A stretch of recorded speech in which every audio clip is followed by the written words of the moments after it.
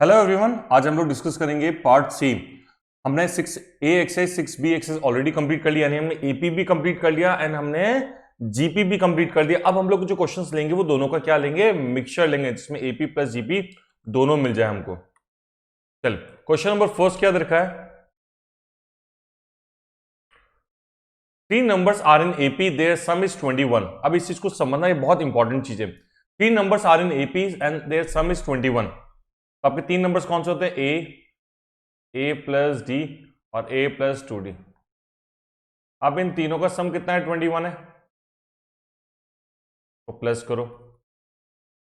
तो ए प्लस ए कितना होता है? 3A and D plus 2D कितना होता है? 3D is equals to 21। A plus D is equals to 7। अब स्टूडेंट इस चीज को समझना प्लीज, मैं आपको इंपॉर्टेंट चीज क्या बोल रहा है, A plus D is equals to 7, इसका मीनिंग क्या हुआ?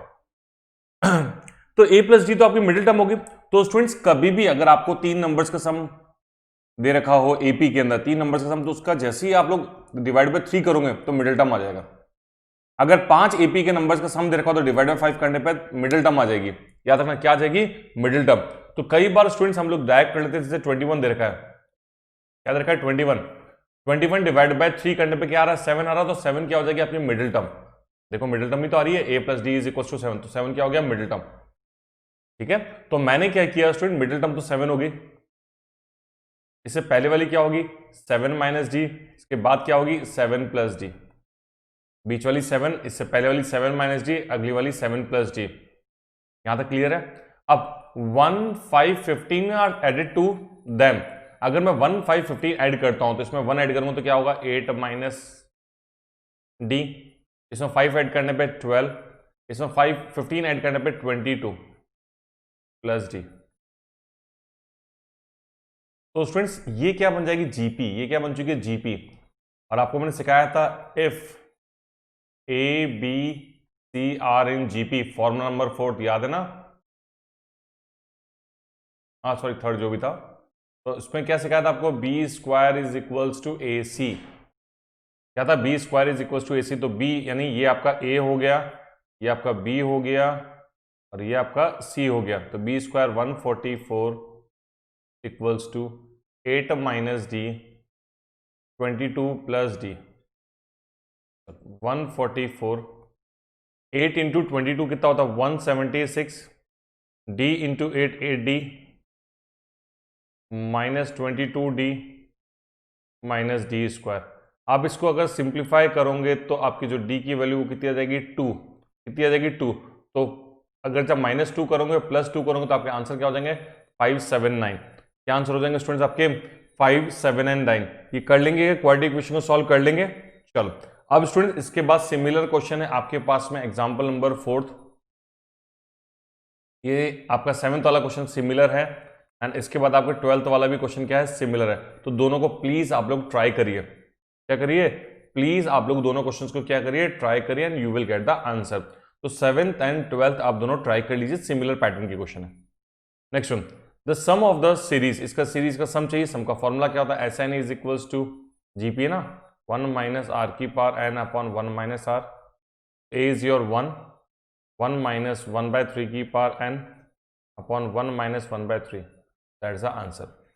ये आंसर कहीं नहीं है तो इसका आंसर क्या हो जाएगा? None of these. Okay, infinite series. Infinite series का formula, yes it's A upon 1 minus are.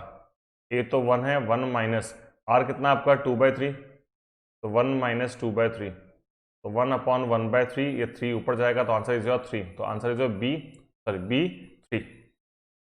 Next one, the sum of the first 2 terms of a GP is 5/3। First 2 terms A plus A R is equals to 5/3। एक equation बन गया हमारी। Second, the sum to the infinite series is 3।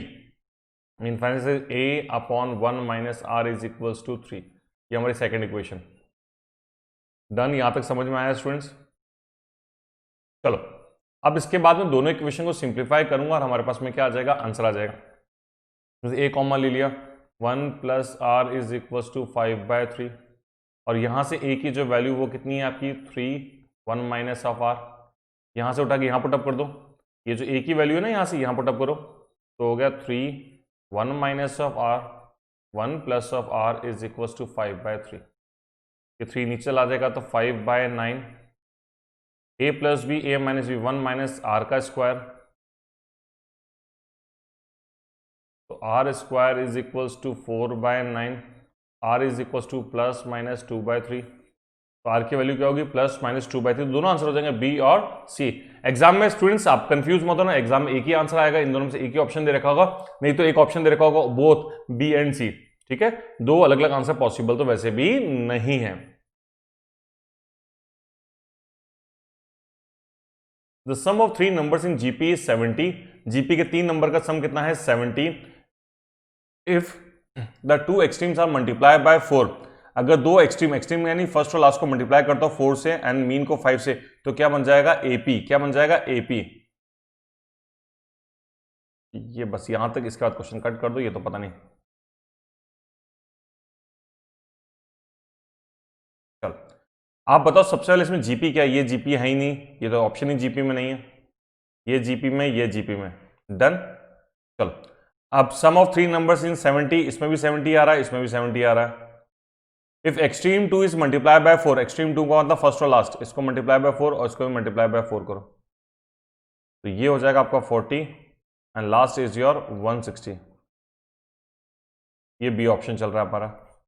C option के according में इसको 4 से multiply करूंगा तो it's 160 and the last number is 40। And mean का मतलब मिडिल नंबर किससे मल्टीप्लाई करना? 5 से, तो बीच वाले को 5 से मल्टीप्लाई करने में it will become 100 and here also 100। तो ये 40, 100 एंड 160 ये एपी में है क्या? यस, बिल्कुल एपी में है। ये भी एपी में क्या? यस, ये भी एपी में है। तो आंसर क्या हो जाएगा स्टूडेंट आपका? B and C both. तो एक्सट्रीम का मतलब क्या होता है स्टूडेंट? फर्स्ट और लास्ट हो गया। एक्सट्रीम का मतलब फर्स्ट और लास्ट हो गया।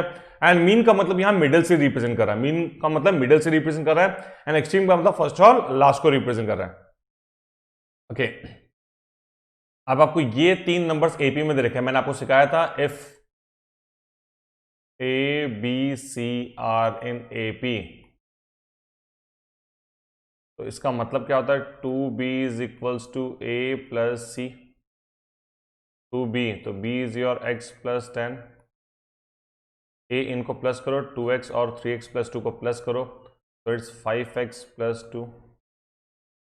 तो 2x plus 20 is equals to 5x plus 2। तो 3x is equals to 18, x is equals to कितना आ रहा है? 6। एक्चुअली 6, तो ऑप्शन कौन सा हो जाएगा? C option. ओके ये आपका स्टेट्स का क्वेश्चन है। ये आपका स्टेट्स का क्वेश्चन है। If am of 2 positive unequal quantity, आपको 2 अनइक्वल क्वांटिटी दे रखी है x and y and g be the geometric mean. A आपका अर्थमेटिक मीन है, बी आपका ज्योमेट्रिक मीन है। तो पूछा है क्या रिलेशन होता है। तो अगर आपने स्टेट्स ढंग से पढ़ा तो आप डायरेक्ट आंसर बी को टिक कर सकते हैं। अगर आपने नहीं पढ़ा तो मैं एक काम करता हूं, 2 पॉजिटिव अनइक्वल क्वांटिटी ले लेता हूं। एक मैंने नंबर लिया 9, एक मैंने नंबर लिया 4। मैं पहले निकालूंगा am और इधर निकालूंगा मैं gm। am 9 plus 4 divide by 2, it's 13/2 का मतलब 6.5 आ रहा है। और gm का मतलब तो रूट ए बी, तो 9 इंटू 4 36 कितना होता है? 6। तो आपको क्लियर दिख रहा है am is greater than gm। तो option B, A is greater than g। Next number, ये अगेन स्टेट्स का हो गया। आपने मेजर ऑफ सेंटर टेंडेंसी पढ़ा होगा। am of the 2 positive unequal number is 40 am, तो a plus B divide by 2 is 40। तो a प्लस बी कितना हो गया आपका? 80। a प्लस बी 80 एंड कहते हैं देयर gm इज 24। gm का मतलब क्या होता है? रूट ए बी, gm कितना है? 24। A B is equals to 676। तो कौन से दो ऑप्शन है जिनको प्लस करने पे 80 आ रहा है और मल्टीप्लाई करने पे 676 आ रहा है? तो एक ही ऑप्शन है ए। देख लो ना स्टूडेंट, या तो क्वाड्रेटिक क्वेश्चन बना के सॉल्व कर लो या फिर डायरेक्ट आंसर को उसको टिक कर लो ना। कौन से दो नंबर ऐसे जिनको प्लस करने पे 80 आता है, मल्टीप्लाई करने पे 676 आता है? Okay the sum of the 4 numbers in GP is 60।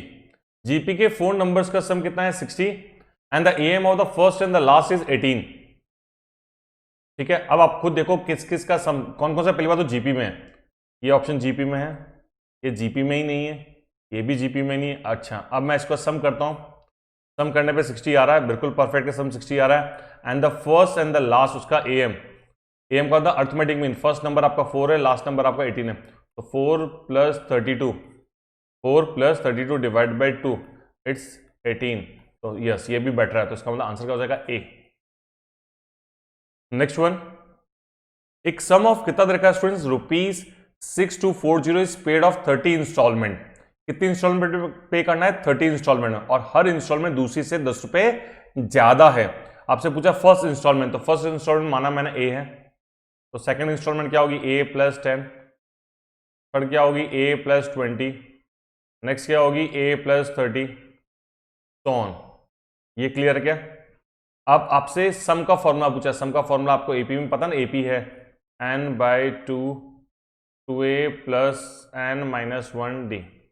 ये आपका फॉर्मूला, वैल्यू पुटअप करो, SN 6240 एंड आपका 30 divide by 2, a is your निकालना है, तो 2a 29 माइनस 30 - 1 29 इंटू 10। चलो, तो अब स्टूडेंट्स अगर हम लोग मल्टीप्लाई करें तो 6240 डिवाइड बाय 15 करना है, तो ये आ रहा है 416। अगर मैं इसको 15 को डिवाइड करूं तो 416, 2a + 290, इसमें से 290 भी माइनस कर दो तो 126, तो 2a = 126, a = 63, जो कि ऑप्शन में नहीं, तो आंसर क्या हो जाएगा आपका D, none of these. Okay, इसमें आपको पूछा सम ऑफ द सीरीज, तो इसमें फर्स्ट टर्म आपकी हो गई 1.03 एंड r इज ऑल्सो 1.03। बस सॉल्व करना है आपको। a आपका फॉर्म होता है ना SN का, GP है ना, तो r की पावर n-1 अपॉन r - 1, तो 1.03 की पावर n-1 अपॉन 1.03 - 1, तो 0.03, पॉइंट हट जाएगा, इट विल बिकम 103 अपॉन 3, और यहाँ पे 1.03 की पावर n-1, तो option is your B option. Option कौन सा आपका? B. Okay, XYZ are in AP and X + Y + Z is your GP। तो आपसे पूछा कौन सा रिलेशन होगा, तो वैसे मैं आपको बताऊं ना कौन से नंबर होते हैं, जैसे 1 2 3 आपने AP में ले लिया एंड 1 2 4 आपका किसमें हो गया? GP में हो गया। आपसे वैल्यूज पुट अप करो, you will get the answer. ठीक है, सॉल्व कर लेना। एल्स आपको सॉल्व करने का एक और तरीका, आपको थोड़ा दिमाग लगाना है। यहां पे आपको लिखना है 2y = x + z and here y² = x × z + 1। बस इन दोनों इक्वेशन को आपको सिंप्लीफाई करना है और आपके पास में आंसर आ जाएगा। ओके, नेक्स्ट आपको दे रखा है स्टूडेंट्स, ये देखो PQR इन AP, ये बहुत इंपॉर्टेंट चीज है, और XYZ किसमें है? GP में है। अब स्टूडेंट्स आप कुछ मत करो, आप मुझे बताओ कोई से भी 3 नंबर बता दो जो AP में हो। 1 2 3, तो मैंने P को 1 ले लिया, Q को 2 ले लिया एंड R को 3 ले लिया। XYZ इन GP, तो मैंने ले लिया 2 4 8, X को 2, Y को 4 और Z को 8। आप प्लीज ऐसे कोई भी रैंडमली नंबर ले सकते, PQR को 2 3 4, कोई भी AP में 1 3 5 ले सकते हो, ऐसे कोई भी नंबर जिसमें डिफरेंस कॉमन हो। तो इजी करने के लिए मैंने 1 2 3 लिया, और GP के अंदर मेरा फिक्स है 2 4 8 6 16 जितना चाहिए होता है। अब सिर्फ कुछ नहीं करना, आपको वैल्यूज पुट अप करनी है। सबसे पहले x your 2, Q - R, Q - R, तो -1, y कितना है आपका? 4, तो 4 की पावर r - p, तो 3 माइनस, तो ये कितना होता है आपका 2, z इज योर 8, और z है p - q, अगेन -1, तो इट्स 1/2 16 1/8, मल्टीप्लाई करो तो वी विल गेट 1, तो ऑप्शन इज सी ऑप्शन। तो वैल्यूज पुट अप करना आपको समझ में आ रहा है स्टूडेंट? दैट्स ग्रेट, अगर समझ में आ रहा है तो। Okay, XYZ are in GP, ये y की पावर q होगा, x की पावर v एंड z की पावर सिग्मा, मेरे ख्याल से ये होगा। मेरे ख्याल से क्वेश्चन ये होगा, थोड़ा सा लिखने में शायद गड़बड़ हो सकती है।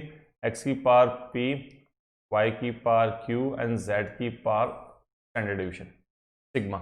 ठीक है, अब आपसे पूछा है इन तीन का क्या होगा। तो student XYZ are in GP, तो मैंने बताया था क्या लेना है 2 4 8, मैं लिख रहा हूं 2 4 8 डन। अब इन तीनों को इक्वल करना है, ये ऐसा होगा क्वेश्चन ना,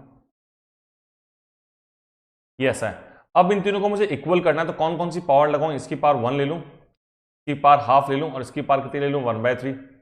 तो ये इक्वल हो जाएंगे, क्योंकि 2 की पावर 1 2 होता है, 4 की पावर हाफ भी कितना होता है? 2 होता है, और 8 की पावर 1/3 भी कितना होता है? 2 होता है। तो इसका मतलब आपकी P की वैल्यू तो कितनी होगी? 1, Q is your 1/2 and sigma is your 1/3। और आपसे पूछा क्या है? 1/P, 1/P तो 1 हो जाएगा, 1/Q कितना हो जाएगा आपका? 2, एंड 1/सिग्मा कितना हो जाएगा आपका? 3। आंसर इज योर 1 2 3, 1 2 3, 1 2 3 का मतलब ऑप्शन क्या हो जाएगा? AP। ग्रेट स्टूडेंट्स, इस वाले क्वेश्चन को बाय ऑप्शन ही कर लो, डायरेक्टली आप लोग अप्रोच कर लेंगे। ये वाला क्वेश्चन हम ऑलरेडी कर चुके थे बेसिक क्लास में। The any term of the series is, first term दे रखी है आपको 16, R दे रखा है 1/2। आपसे ये सॉल्व करना है, सॉल्व मेरे ख्याल से आप लोग अप्रोच कर लेंगे क्या? चलो मैं बताता हूँ।